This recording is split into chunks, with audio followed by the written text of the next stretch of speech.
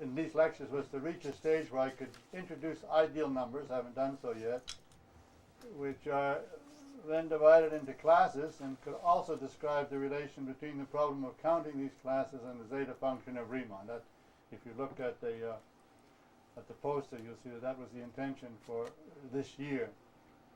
So some of these remarks I'm going to make now are for people who aren't mathematicians. The number of mathematicians in the room is growing larger, fortunately or unfortunately. But in one way or another, almost all of the outstanding problems of modern number theory, and there are a tremendous number of them, are part of a program to use what are called analytical methods to evaluate numbers of various kinds that characterize the size of objects, such as we'll see, classes of ideal numbers that arise in the analysis of what are called Diophantine equations. So basically equations in which we search for solutions in integers.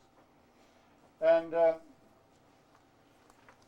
these analytical methods, if you look at them, are methods that can be implemented easily on a computer and in which there is no uncertainty, so no possibility of embarking on an endless search for numbers that may or may not exist, as would happen if you just set about looking for solutions of some in integers of some equation. You would just have to test and test and test and test, and you may or may not ever find a solution. But the analytic methods are more effective than that. Now, in fact, not quite clear what I'll do, but the zeta function itself will probably be given somewhat short shrift. So not, I think, because it can't be introduced at the same level as the other material, or approximately the same level, but simply for lack of time. I don't think there'll be enough time to treat everything. So it will be replaced by what is a pale reflection, namely the Bernoulli numbers, to which we'll come. Now, here's what there's something I would want to stress, and I partly want to stress it as a result of a cocktail party conversation. The ideal numbers and their division into classes were introduced by Kummer, as mathematicians know, during his attempt to prove the Fermat theorem, as was the relation between the number of classes and the Bernoulli numbers, which we'll see, all being well, are easily calculated fractions, or rational numbers. So it's also known, of course, that Kummer's success with Fermat's theorem was limited, but that he took the subject a very long way. And his notion of ideal number, and in general, the investigation of complex numbers constructed in a manner now familiar to us. When I say now familiar to us, I mean the people who were here in this room during the first 8 lectures, from the solutions of equations in one variable with rational coefficients. So we discussed such complex numbers when we discussed Gauss's construction of the regular heptadecagon. In any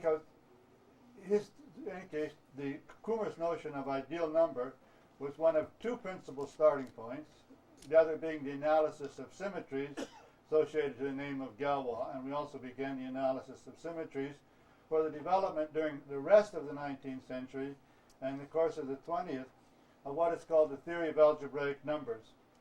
And here's what I wanted to stress. Without these algebraic numbers, Fermat's theorem could never have been solved, and indeed the proof, final proof of Fermat's theorem is, of course, just a part of the theory of algebraic numbers. So I want to stress this in particular for the non-mathematicians who aren't familiar, even vaguely with the history of the subject, namely what Kummer did in a not entirely successful attempt to deal with Fermat's theorem became part of the techniques and the tools for solving it. And so as preparation for Kummer, we won't get to Kummer immediately, we shall spend a considerable amount of time with the work done on Fermat's theorem itself by Euler and others between 1750 and 1840. So Kummer himself wasn't the first to attack in a serious way the equations. Other people such as Euler and even Fermat himself had done so. Now, I want to explain certain confusion on my part and maybe a false decision. So before dealing with ideal numbers, especially what are called ideal primes, I thought we'd best have a clear idea of what ordinary primes were and what their uses are. Now, these are treated in Book 7 of Euclid.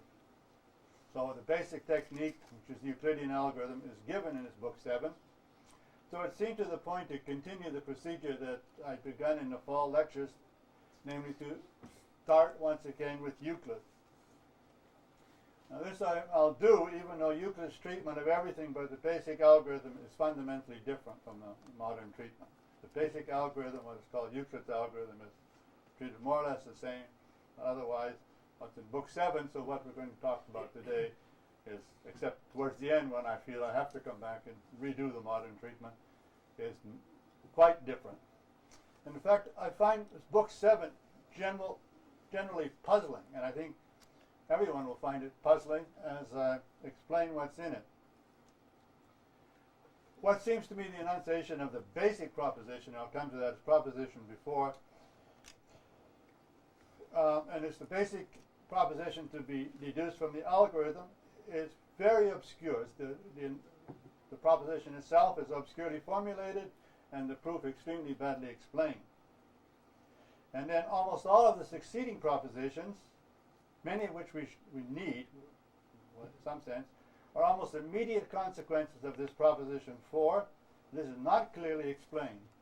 And now, it's my impression that if this were a modern book, I would be tempted to suggest that the author didn't understand the material.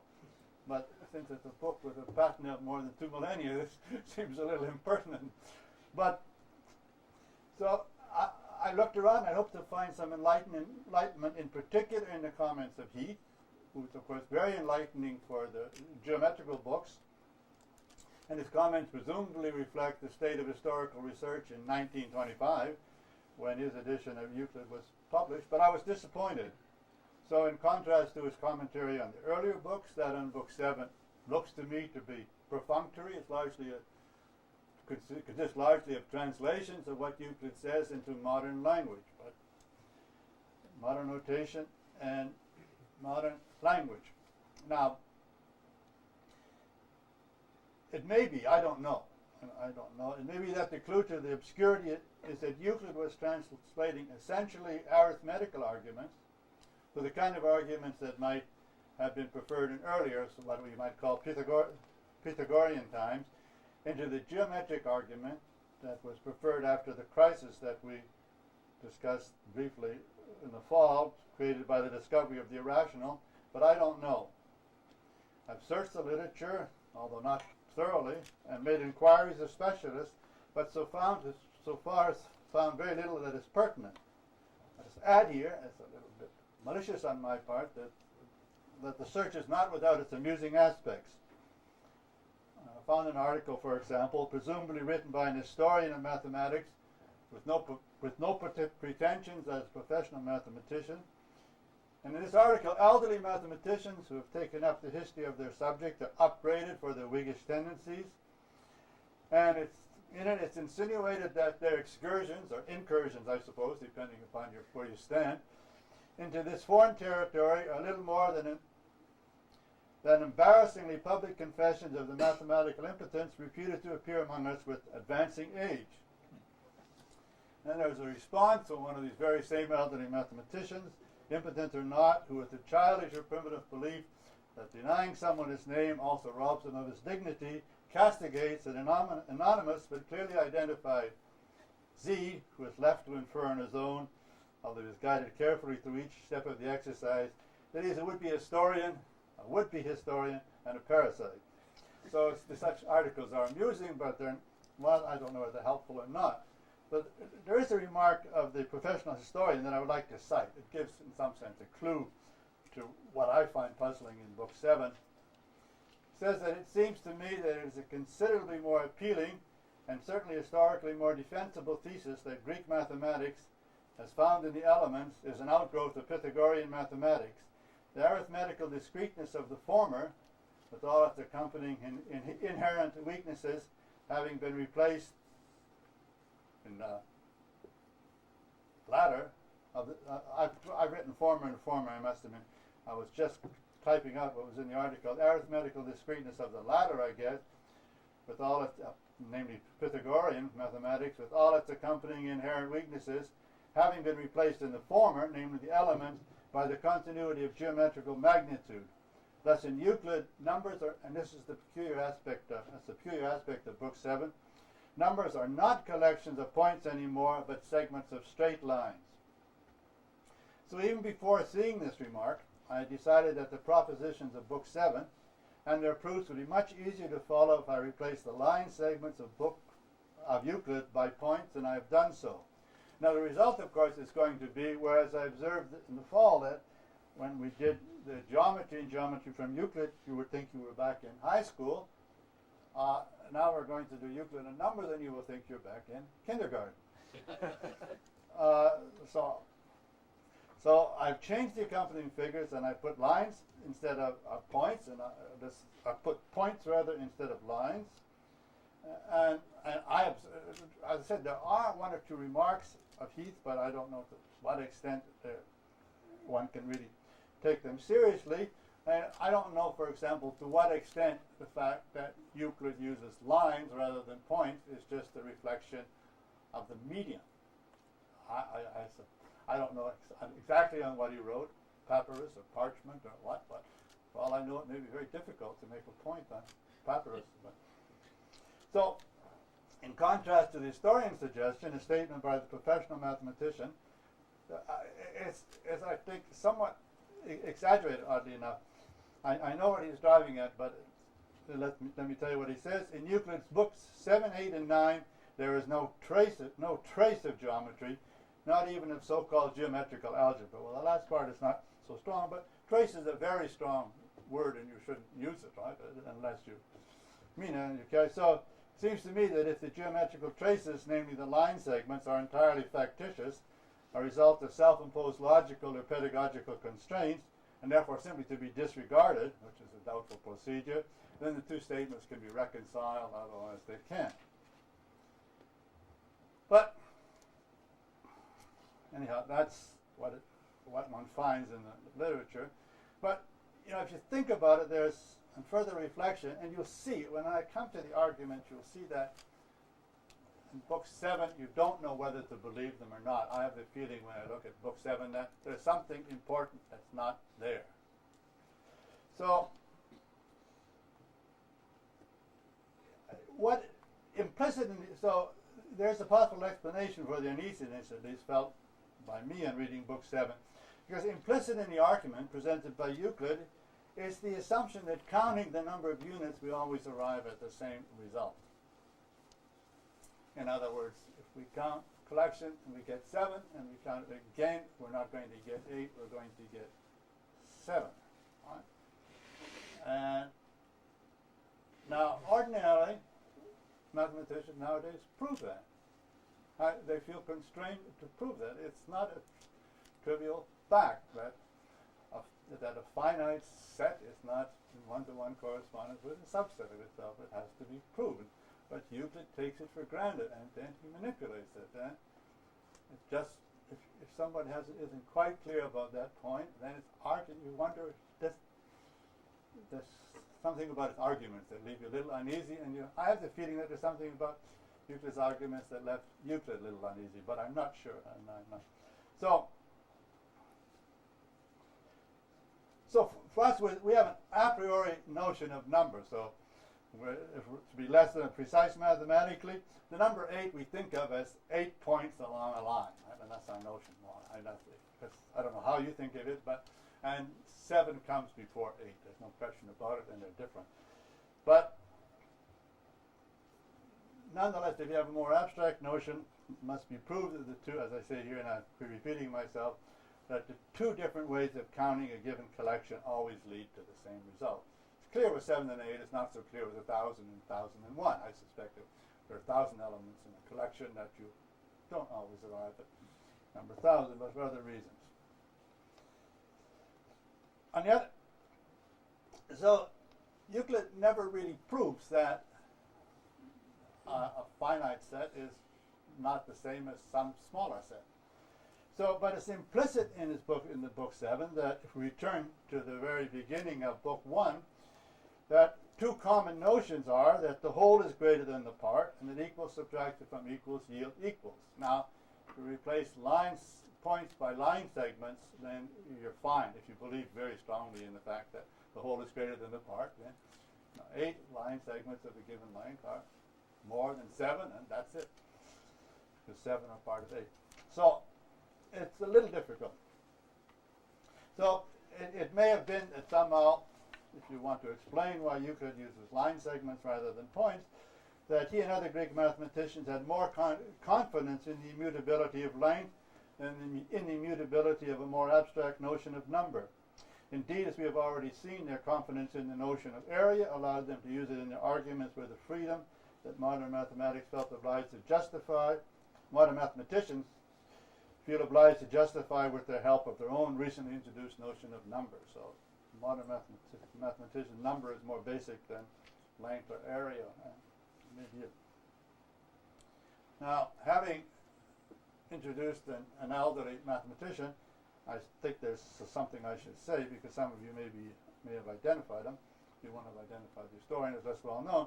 And I want to say this, that despite strictures about the flaws of Whig history, the principal purpose of which a mathematician pursues the history of a subject is inevitably to acquire a fresh perception of the basic themes, as direct and immediate as possible, freed of the overlay of succeeding elaborations, of the original insights, as well as an understanding of the source of the original difficulties. This notion of basic will certainly reflect his own, and therefore contemporary, concerns. Now, for the period that begins with Fermat and ends just before Kummer, there is, so far as I know, no better treatment than that of the elderly mathematician, André Weil, of course, no longer elderly, but was deceased, and whom I have just cited in a more polemical mood. Okay, the pertinent book is Number Theory, an Approach Through History, and I do recommend it to you. Now, let me start with the definitions from Book 7. So a unit is that by virtue of which each of the things that exist is called one. So this is the first part of the definition. And so it's not quite clear what a unit is. Could be a unit of length. A unit could be a cow, could be one cow, or it could be a dozen cows. So it's not so clear. And a number is a multitude composed of units. In particular, 1 is not a number. That's not so important. Now we come to 3 and 4. A number is a part of a number, the less of the greater, when it measures the greater. We'll explain what that is, but parts when it does not measure it. So we have to decide what part and parts are. And then I think the rest are clear. We'll come to them. We'll explain again what a prime number is, which is that which is measured by a unit alone, what it means for numbers to be prime to one another, what it means for numbers to be composite. I think most of us are familiar with that one way or another. Composite to one another doesn't matter so much. Multiplication, the notion of multiplication, if you want to multiply 3 by 5, and the order matters, you take 3 and you put it down beside itself 5 times, and that gives you 3 by 5.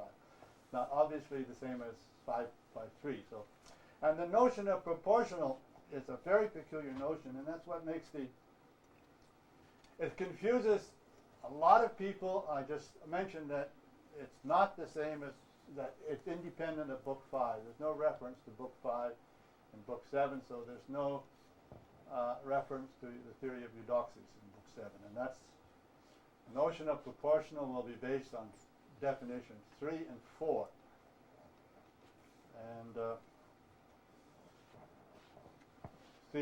as it says, in numbers we'll explain that. Numbers are proportional when the first is the same multiple, or the same part, or the same parts of the second, that the third is of the fourth. So part and parts are important. All right, now just let's get some primes up in modern notions so you can understand what those definitions say. So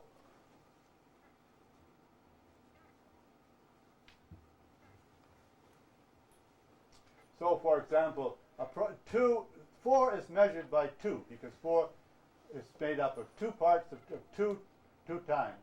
6 is measured by 3, because 6 is made up of 3 2 times. 10 is measured by 2, because 10 is made up of 2 5 times. 15 is measured by 3, because 15 is made up of 3 5 times, and so on. Now, prime is what is prime number is just anything that's not a composite number, which is not something which is not measured by another number, so it's not, in our language, divisible by another number.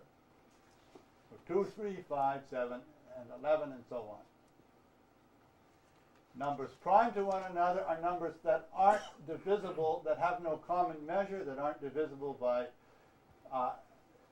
both divisible by some other number. So numbers that aren't prime to one another are composite, and 15 and 27, for example, are both, in Euclid's terms, measured by 3, but in our terms, divisible by 3. Now, let's just come briefly to this notion of part. Since 15 is the multiple 5 of 3, the number 3 is to be thought as 1/5 part of 15. So 3 is a part of 15, namely, it's 1/5 part. Now 10 is parts of 22, and what we should think of, we divide 10 by 2 and 22 by 2, getting 5 and 11, and we should think of 10 as being 5 of 11 parts into which we can divide 22. So the notion of parts, as I say, will be explained. I think I didn't. One thing, is that focusing all right? There are complaints about the focus? Okay, good. Somebody else wants to take any, deal with the other one? Yeah, that's good. So there's a peculiar proposition. So these are the notions that we have to take away with us, and so playing with Euclid is not so relevant for what follows.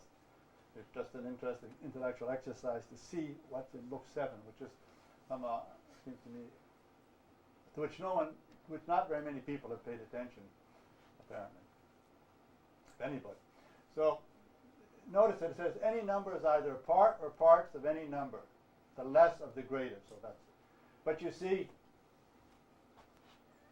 3 and 4 seem to suggest to me that by definition, if something is not a part, then it's parts. So there would be nothing to prove if you really believed that 3 and 4 were definitions.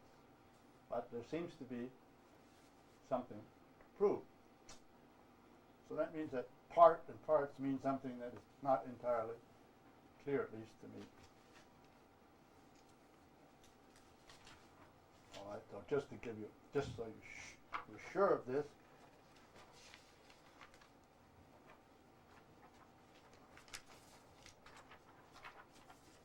there we go. 5 measures 15. So that's just to say that makes the notion of measure more intuitive.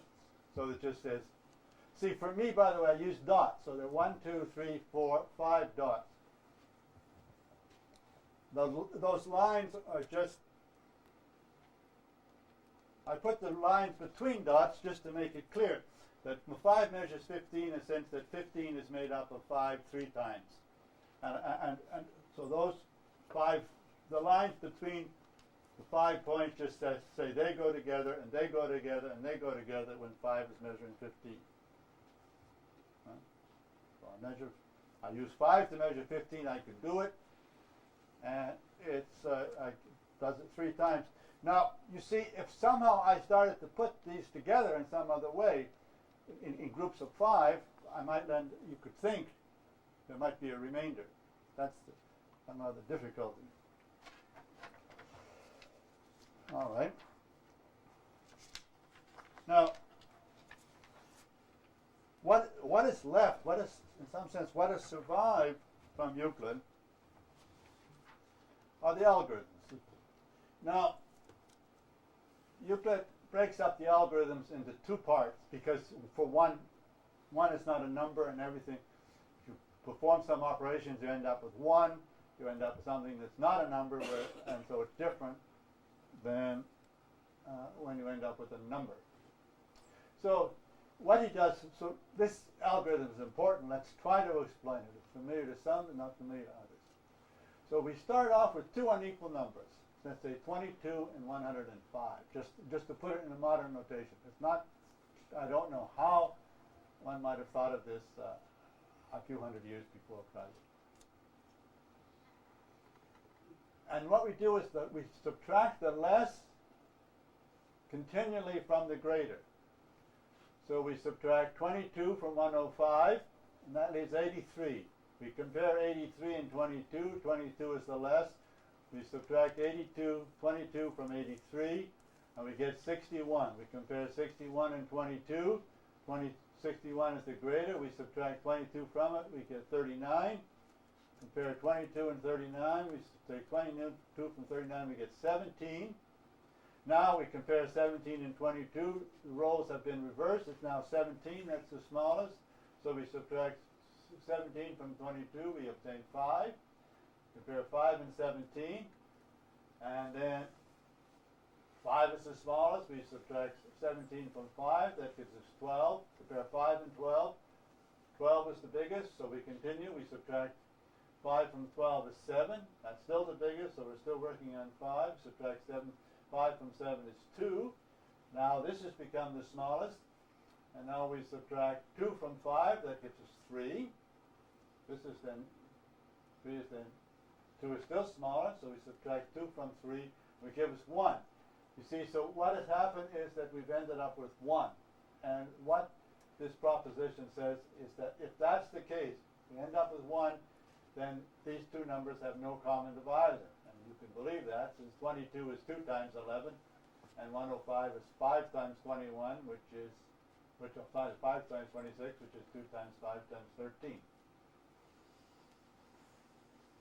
So this is an example in which the conditions of this proposition are satisfied, and that is going to mean that 22 and 105 have no proper divisor. There's nothing that measures in Euclid's terms both 22 and 105. Because if it measured 22 and 105, then it would measure 83. Measure 83 and 22 is measures 61. Measures 61, 22. Then you can believe all that, right? You can believe that if some number divides this and it divides that, then it's going to divide the difference. It measures it, but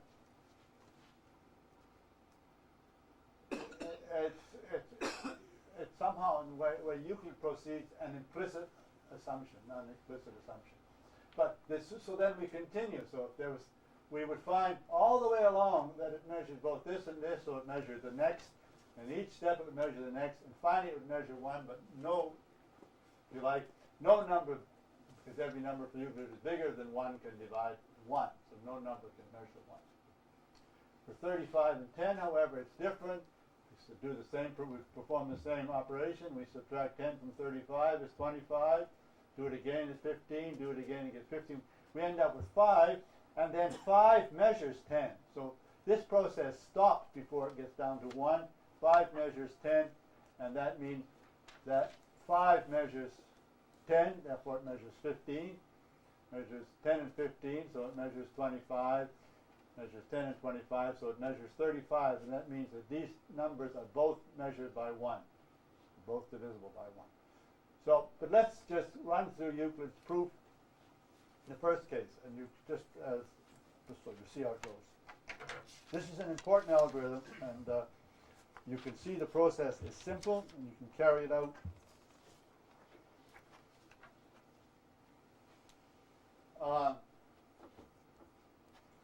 Yourself, just in that way, to see whether or not two numbers have a common divisor. So, what Euclid says, if when you carry out that process, you end up here with 1, then there is nothing which divides, which is a measure of both this. This is BA, so this is one number for Euclid, BA, all those points. This is the second number for Euclid, DC, and I represented as points for Euclid. Those could represent those points as intervals. But this process geometrically means the following. I take the smaller of the two, which is this. I lay it out on the larger of the two, and I lay it out as often as I can until the remainder that's left is so small that I can't go any farther. And that's this stage here. Then I take this second stage, at this stage, and I apply the same operation to these. So I take this, which is 5, and I take this and divide it up into pieces of 5. I'm left with 4, which is 4 is smaller than 5. And then I take the 5 at the earlier stage and divide it by, take away 4 at this stage, and I do it as often as I can till I'm left with something less than 4. In this case, it's 1. And what Euclid says is that then it's impossible that these things, when that happens, that this whole set and this whole set point be measured by something with more than one.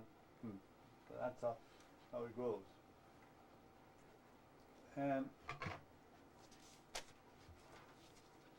his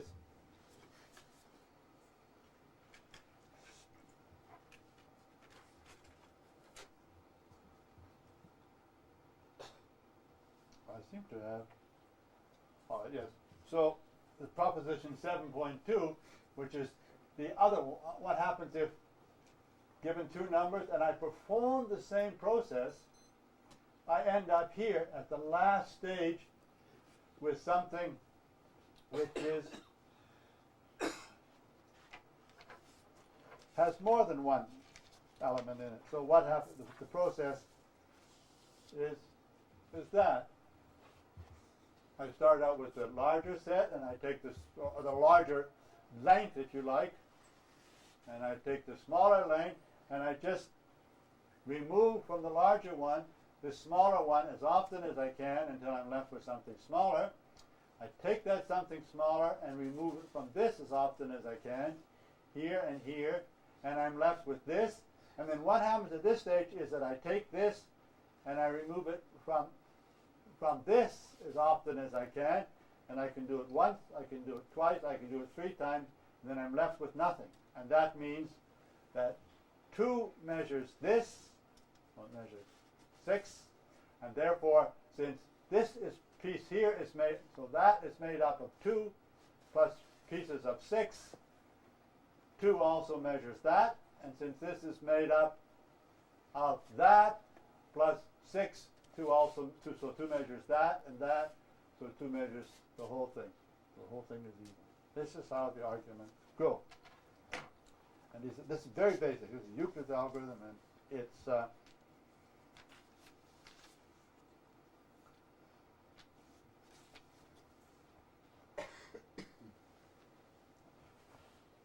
very basic, and it's what we have to understand to go, some sense, we have to understand its consequences to go further.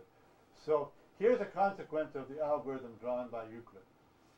So he formulates as follows: if 2 numbers, by multiplying one another, make some number, and any prime number measure the product, it will also measure one of the original numbers. So what it means, if we just restate this proposition in a form more easily grasped by us, we take a prime number, and if it divides the product A and B, then it divides either A or B, which are supposed to, of course, these are integers. And there's a second, so this is a hard proposition. It's a consequence of the Euclidean algorithm, and we're going to discuss Euclid's proof of it. So this second proposition, to which we'll come back, but seems to me fairly almost self-evident, then any number that's either is prime or is measured by some prime number. So these are 2 basic statements in Euclid, and let's just see what they mean in a modern form, and then we'll come back to Euclid's proof, and ultimately we'll come back to the modern proof, which is different.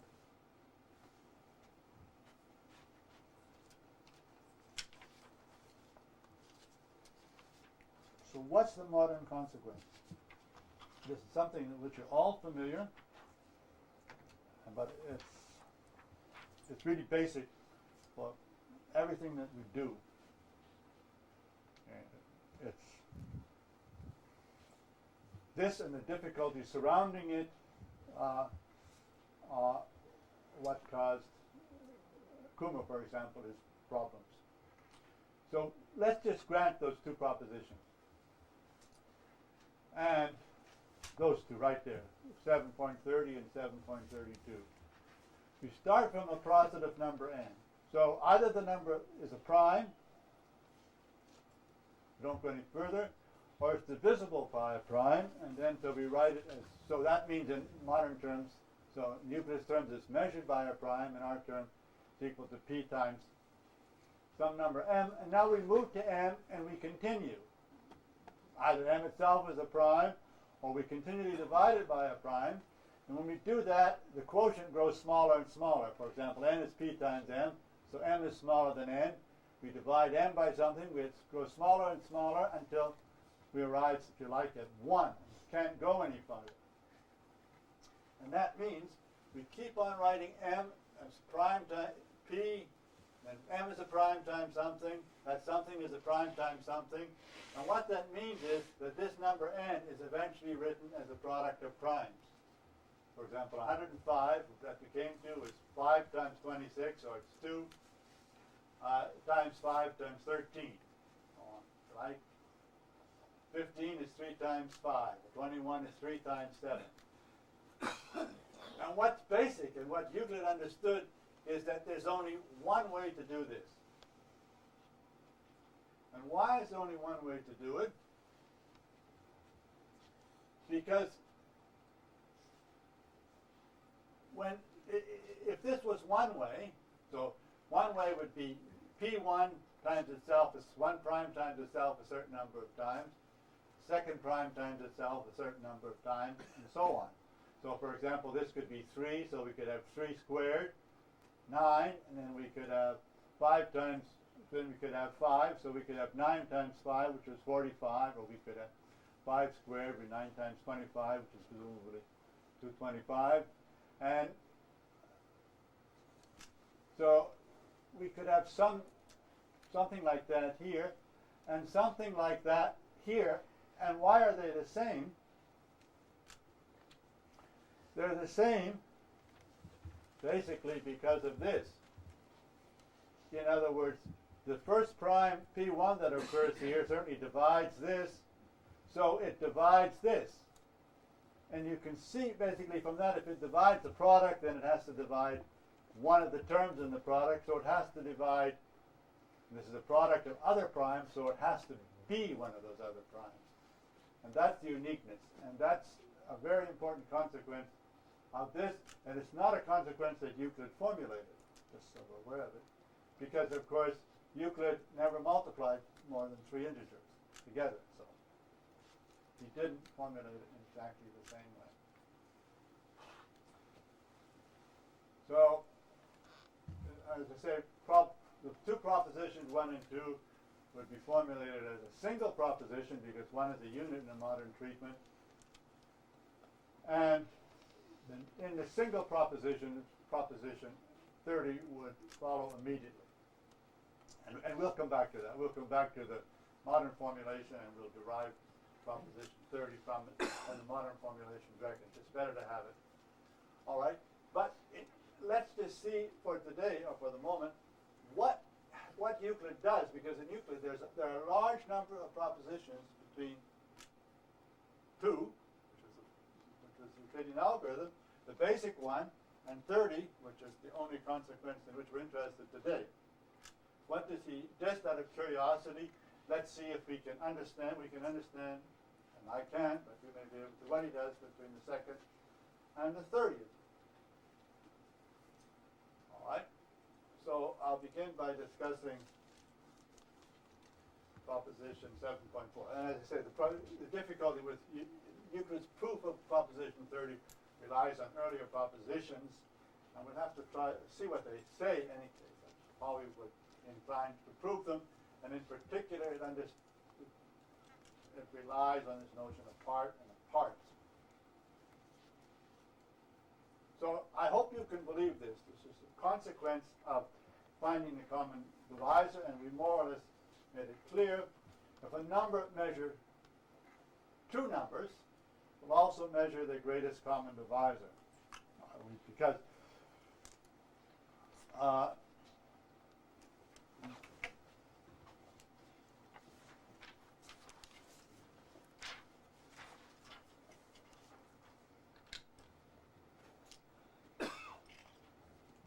this means that if I can break up, so if I can break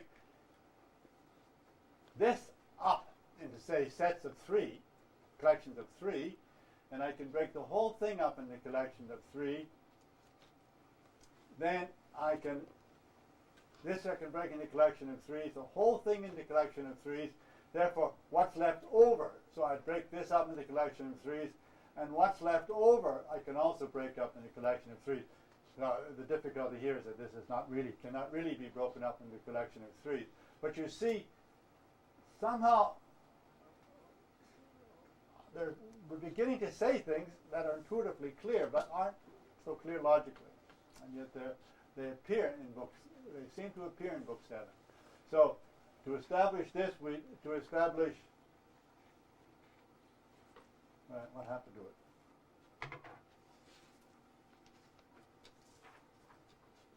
To establish that porism, we have pretty much to say, well, if I could break this up into a collection of 3, and this up into collections of 3, then I could break up what's left into collection of 3s. If I could break this up into collection of 3s, this up into collection of 3s, then I can break up what's left into collection of 3s. But what's left is what we discovered was the greatest common divisor. So I could break up the greatest common divisor in the collection of 3. Well, the collection of 3s was hypothetical because, in fact, I can't break that up into you count how many points there is, something like 13. I can break it up into a collection of 3. But if I could, then the result would be that this final stage, which is the greatest common measure, would be also measured by 3, or be divisible by 3. All right, so from this point on, in today's lecture, we're really just trying to look and be puzzled, just as well to be puzzled if there's something, I'll be puzzled, I'm puzzled. It's just as well to understand our puzzlement. So let me just go back to understand that we are puzzled, that there's something peculiar about this book 7, and that it's strange that no one has come and said, look, at least it's strange to me, no one has come and said, look, this book is peculiar, and this is the reason that I think it's peculiar. All right. So I'm going to explain and prove proposition 7.4, which is here. So I'm going to try to explain to you what Euclid seems to mean by part, and what he means by parts. So it says any number is either part or parts of any number, the lesser the greater. As I said, in the definitions it appears that you're not a part, you're parts. What does Euclid mean? This is a proposition.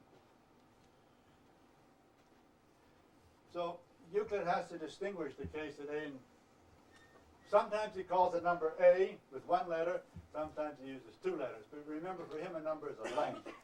And when it's called BC, it's to be thought of as the distance as the length between points B and C. When it's the length, it's just a length. So he said he distinguishes the case that A and BC are prime to each other from the case that they are not.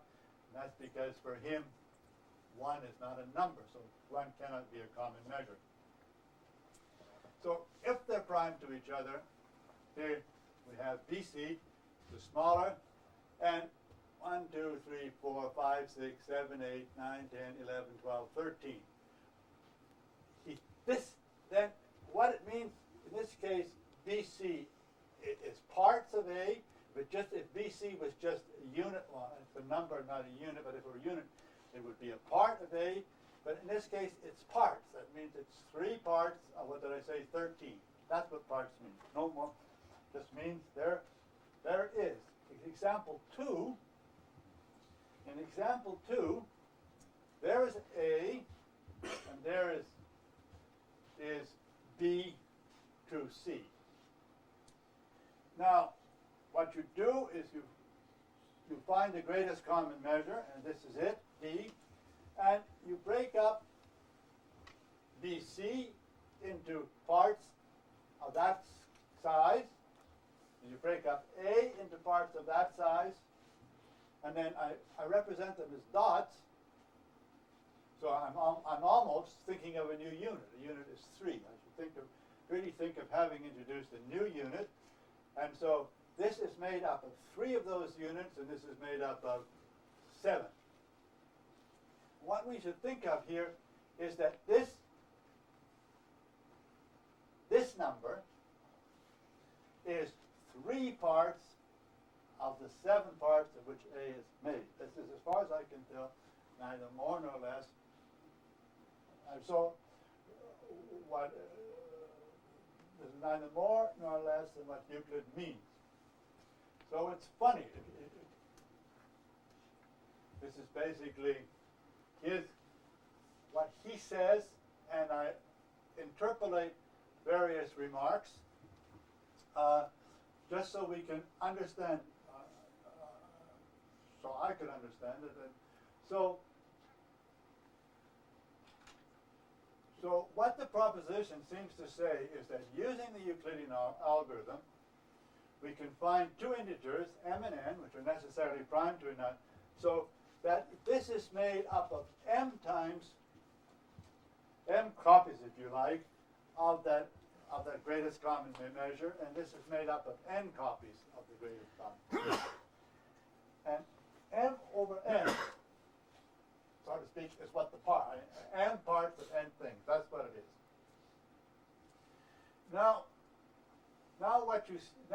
If you come back and you remember definition 20, definition 20 says that 2 pairs are proportional if they have the same parts. So in our terms, 2 pairs are proportional if, when we take the 2 integers, we have A and B and C and D. Just when we isolate the parts of A and B, so to speak, that means we put the fraction A over B in our terms in lowest terms. We write it as the quotient of 2 things that are relatively prime to each other. So this, instead of writing 9 over 21, if there are 21 points here, I hope there are 9 here, we write 3 over 7. And so 9 over 21, the parts are 3 over 7. Now, if we took something like 12 over 28, then we would have the same thing, would have the same parts, because 12 is made up of 4 3 times, 28 is made up of 4 7 times. So the parts, when you put 12 over 28 in lowest terms, we get 3 over 7. And that's, you have to think here. So that's what proportional means. That's this funny definition of 20 that he works with. 2 pairs are proportional if they have the same parts. That's the parts of the pair which consisted of one set. So let me come back to this. So 2 pairs would be 4 numbers in all A, B, C, and D. 1 pair would be A and B. 1 pair would be C and D. And we would look at A and B. We would find their parts. In this sense, we would find C and D. We would look at their parts in this sense. And if they're the same, then the numbers will be proportional. That's this funny definition. Now, you see, the possibility of even introducing a part uses the algorithm for finding the greatest common measure. But then everything seems, once you've done that, then everything is there. But Euclid just introduces this proposition 4, 7.4. He, if I may use a modern slang, he waves his hands to prove it, and then he comes back and does something similar over and over again. He doesn't quite refer to it, so I find it strange. Anyone who can comment on this would,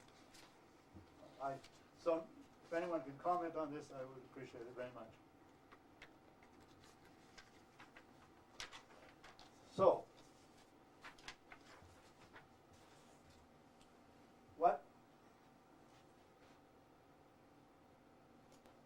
what does he say? So if four numbers be proportional, they will also be proportional alternately. So there's something to be proved here. So let's see what it is. So this says that in our terms, if A is the ratio between A and B, same as the ratio between C and D, and the ratio between A and C is the same as the ratio between B and D. So if you like, if A divided by B is equal to C divided by D, then A divided by C is equal to B divided by D. So that we would get from, by just A over B is equal to C over D, bring the B up, C down, changing the sides, as we learned a long time ago, and it's still be equal. So let's try to prove this, which is proposition 13 in Euclid's terms, just to see what he does. And also, just so we can finally come to his proof of our basic proposition.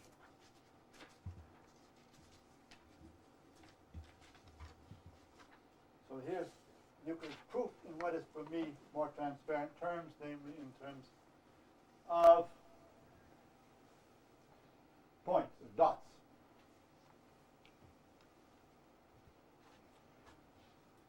So there's A and B. You see, here we've taken A and B, and we've found what parts B is of A.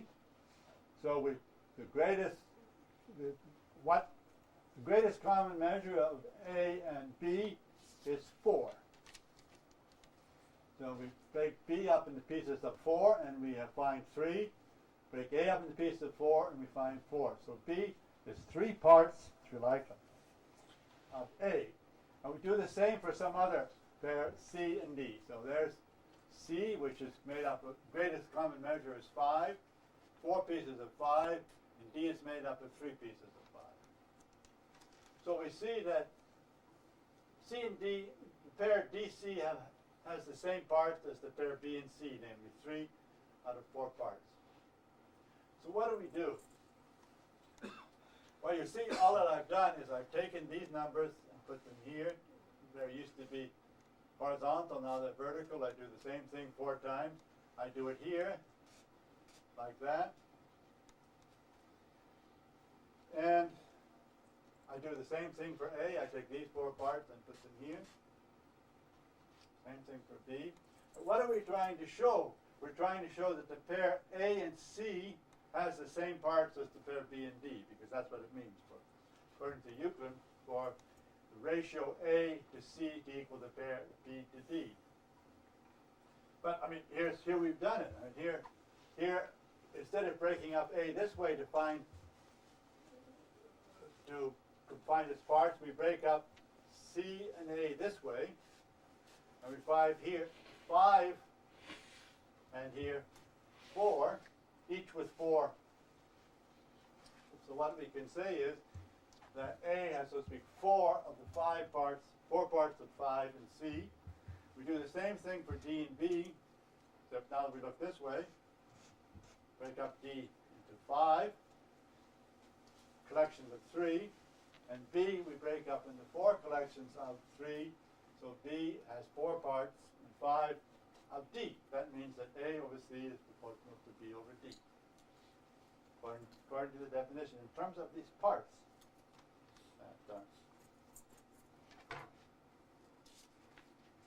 now, what I want to observe is that there could be a final step. Namely, what could happen is that it would look as though we had, when we did this, C could have 6, these large black dots, and A could have 4 that I've made here as small dots. That would be C. So I've just breaking them up. I've looked at that. See, as it happened, A, when we broke A up, we've got 4 big dots, large dots for A, 5 for C, and so there was no question of 4 and 5 having some common measure. But we could have, some other process ended up with 6 here and 4 over there, and that's what I show here with the small dots. I should have gone one step further, and 4 of these size dots, and then there's 2 even larger size dots. But I guess I'm not such a proficient. I toil it takes me a great deal of time when I write these PS PostScript files, so I didn't make one further step. But you see, we may have to, if it were 4 here and 6 here, we'd have to break up that 4 into pieces of 2. We'd have to use our greatest common measure once again, 2 and 3, and the greatest common measure once again, in order to really find out what the parts of the pair A and C were, namely 2 parts and 3, same as the parts of B and D. All right.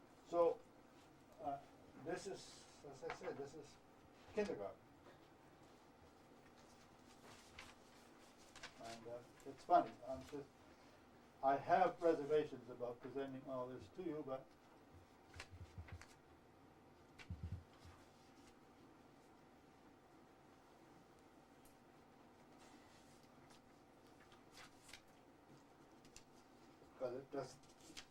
but I think it didn't.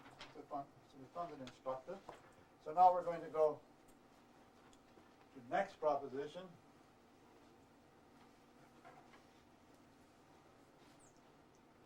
Now, let me just say, if a number,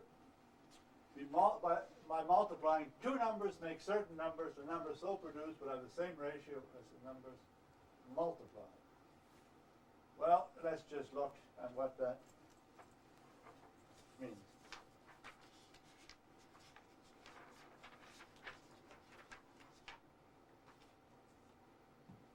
See, we're going to take A, and we're going to multiply it by B, and we're going to multiply it by C.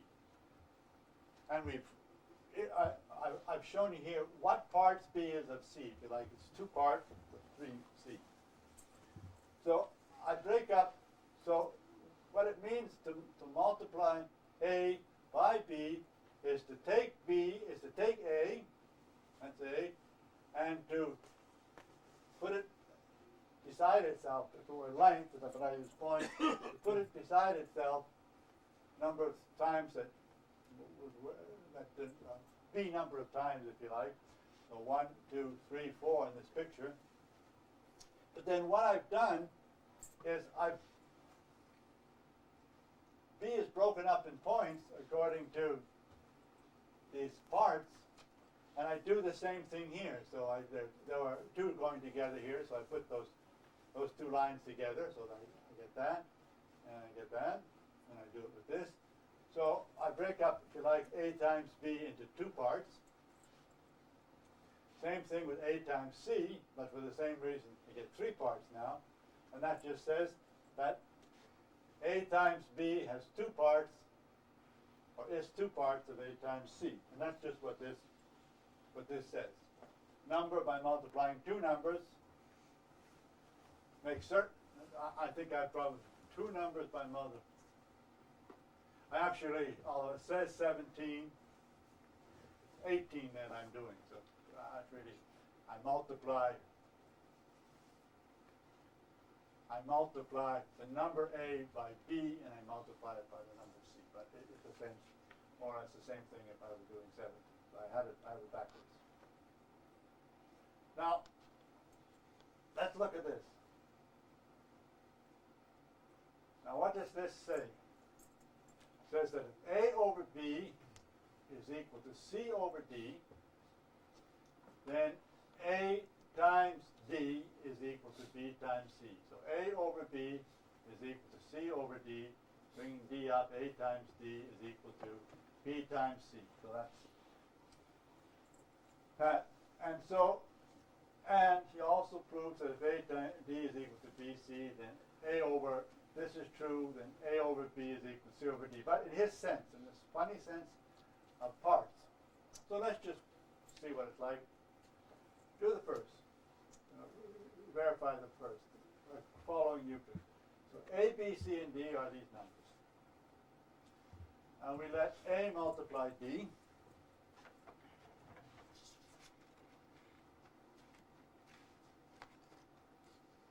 So here are these 4 numbers. Here are these 4 numbers. I'll show them to you. There's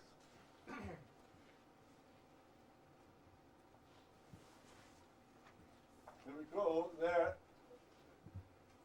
we are. There's A and and there's B. And what we see is that A and B and C and D have the same parts. They're like 3 parts.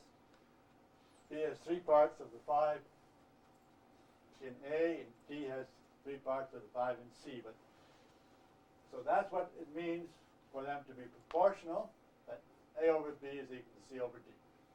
That A and B have the same parts as C and D.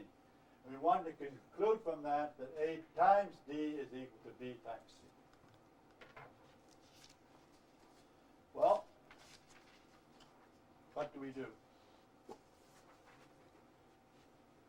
I haven't really worried. Number produced from A and C. At some point, Euclid shows that the number produced from A and C the same as the number produced from C and A. So don't worry about that. So number produced from A and C, that means what I have to do is I take A and put it beside itself C number of times. And that's what I've done here. But then C is grouped into bunches of 3 in order to find its parts. So I have the bunches here, 3, the bunches here, so on. And I do the same for the number produced from A and D. Namely, I take A and I lay it beside itself, if you like, D times, and then I group them the way D is grouped in order to find the parts. And what we see then, in particular, is the number produced from A and D, as we saw this before, has 3 parts to the 5 of the number produced from A and C. So we saw this before, that the parts of A times D, if you like, and A times C is the same as the parts of D and C. That's the number. Let's do it again, the other way around. That's just so you can convince yourself it's true. The number produced from A and C, number produced from A and C. So I do the same thing. I now take C and just put it beside itself A times, and that gives me that. And I take the number produced from B and C, which means I take C, that, and put it beside itself B times, and then I group it into those pieces as I did, just as the way, according to the way B and A are grouped. And this says that, once again, that the parts of this number in relation to this number are 3 parts in 5.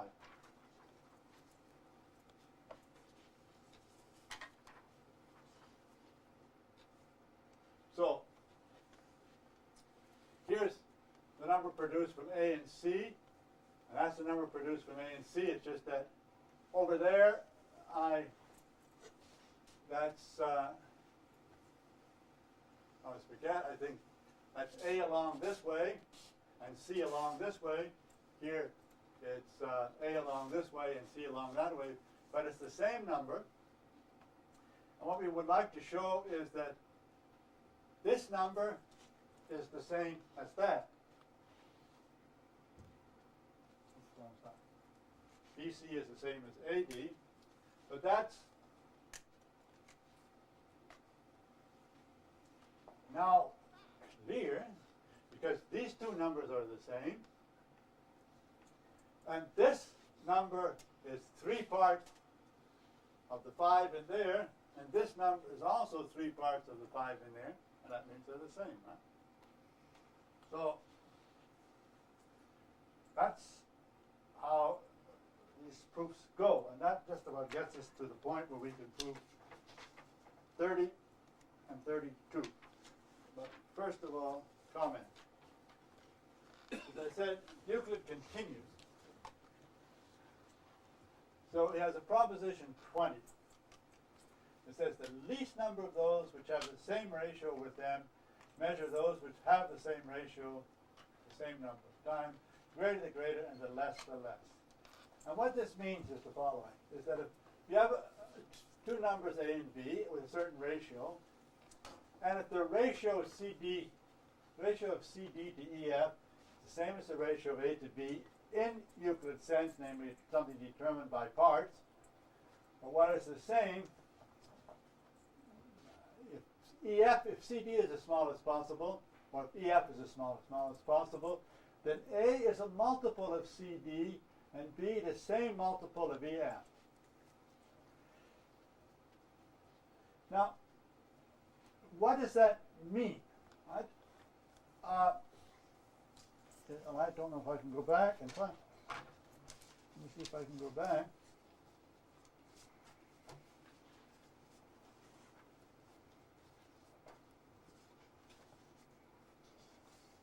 Yeah. See, what do we do when we find the parts? When we find the parts, we take the greatest common measure of one number and of another number, and then we break up each into a certain number of pieces using that greatest common measure. That means that what we're finding with these large dots here, are the parts. But these parts can't be, in my view, anything but this number and this number. Right? So they're clearly the smallest number. So C, D, and EF are just what Euclid calls the parts in proposition 4. And so by its very definition, that, for example, these are 7 parts, and A is clearly a multiple of 7. 7 corresponds to CD. A is 7 times 3 in this picture. That's what it means when we. So I don't know quite why he's doing that. And for the same reason, numbers prime to one another are the least of those which have the same ratio with them. In other words, if we started off with a number here, A, and a second number like this, and we taken the greatest common, we went through this process that Euclid prescribes, take the greatest common measure, and here it's 1, then we would just find for the parts, we wouldn't have any breaking up at all. The large dots would be the same number as the small dots, same thing here. So it also seems a consequence of the proof of proposition 4. Now, I think now let's come to the proof. See, there is something to prove here. So we want to come to the proof of proposition 30 and 32, which were the basic ones. It was the basic consequence. Now, oh, excuse me. I made a principle always to stop after 1 hour, and I've gone on for more than 1 hour. I'm sorry about that. I'll come back to proposition 30 and 32. Next time I will give a modern treatment that will perhaps be clearer. And I think, in spite of the large number of mathematicians in today's audience, one should think of this as an excursion, so to speak, not into the origins of our mathematics, but into something peculiar to which most of us have never been exposed before. That is, a part of Euclid that is, I think, in modern terms, almost incomprehensible. But so I'll come back and I'll finish this up next time. I'll finish up I'll finish up book 7 of Euclid, and then I will go on to what I originally announced, namely I'll start explaining what Fermat's theorem is and how you can go about proving it. But in the old, proving parts of it at least, not in the modern form, but how people went about it before it was completely done. All right, thank you very much.